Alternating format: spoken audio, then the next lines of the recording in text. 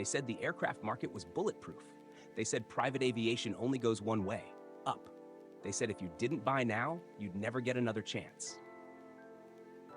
And yet, here we are. In today's video, we're going to unpack one of the sharpest and quietest corrections the aircraft market has seen in decades.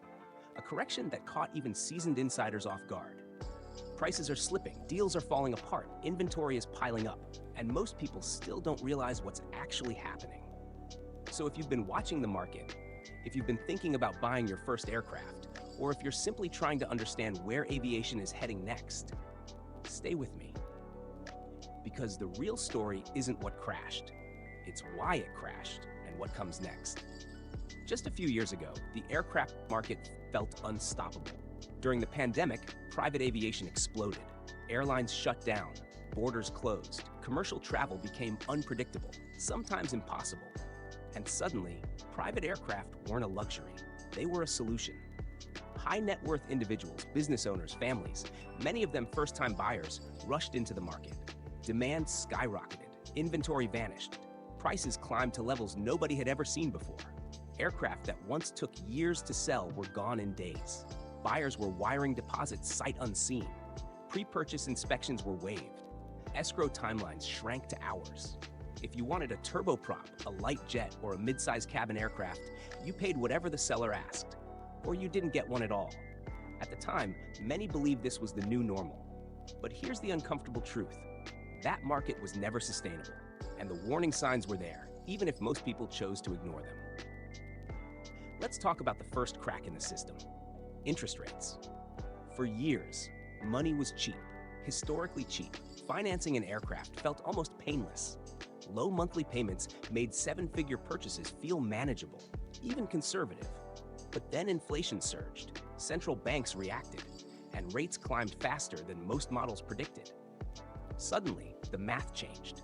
A buyer who could comfortably finance a jet in 2021 was now facing dramatically higher monthly costs in 2023 and 2024. And here's the key detail many people miss.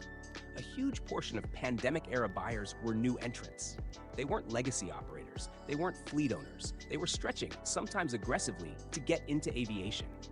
So when financing tightened, those buyers disappeared. Not slowly, not gradually.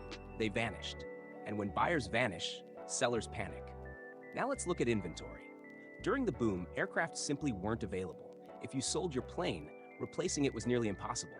So owners held on, but once demand softened, something flipped. Operators who bought at peak prices realized they were sitting on depreciating assets. Charter operators saw utilization normalize or drop. Fractional programs adjusted capacity, and suddenly, aircraft started coming back to the market. Not one or two, hundreds. The problem?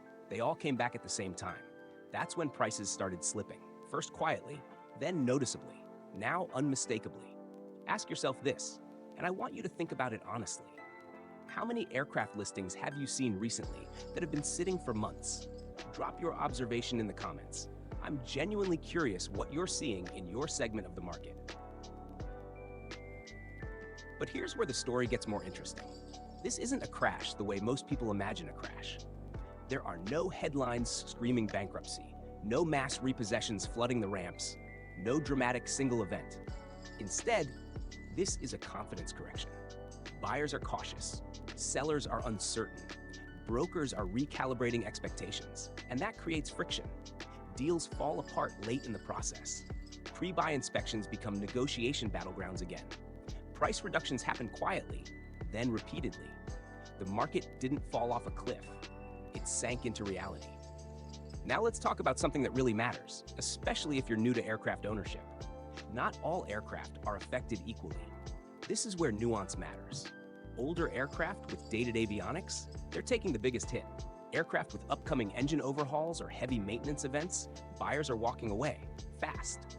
On the other hand, well-maintained aircraft, clean pedigree, modern avionics, clear operating history, those are still moving. Not at pandemic prices, but they're moving. Which raises an important question for you. If you were buying today, would you rather pay less or buy right? Think about that, and let me know in the comments where you land. Now, let's pause and address a fear many people have, but rarely say out loud. Is this 2008 all over again? The short answer is no. But the comparison isn't completely wrong either. In 2008, aviation collapsed because liquidity vanished overnight. Credit froze, demand evaporated, operators failed. Today, the system is still functioning. Charter demand exists. Corporate travel continues. Manufacturers have order backlogs, but expectations are being rewritten. And that can feel just as uncomfortable, especially for sellers who bought at the top, especially for buyers who don't know whether to wait or act. Here's where I want to slow down and really think this through together. Markets don't crash randomly. They correct after excess.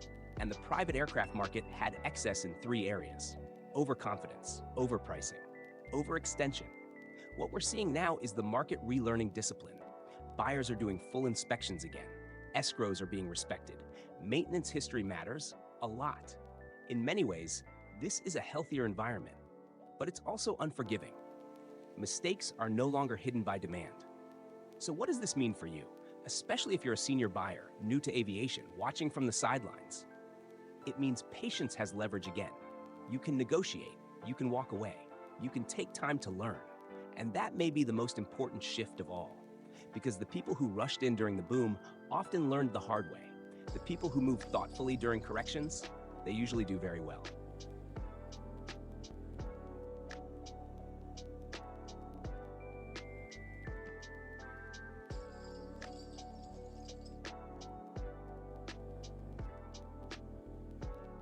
Let me ask you something personal. If you're considering your first aircraft purchase, what's holding you back right now? Is it price uncertainty? Operating costs? Fear of buying at the wrong time? Share your thoughts in the comments. Not just for me, but for others watching who are asking the same questions silently.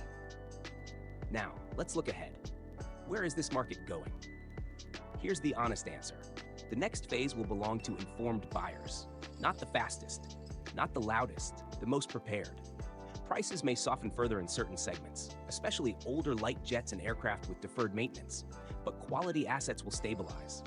And when confidence returns, it always does.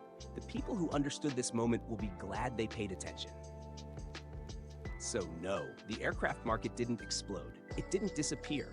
It corrected. Hard, quietly. And almost nobody saw this version of it coming.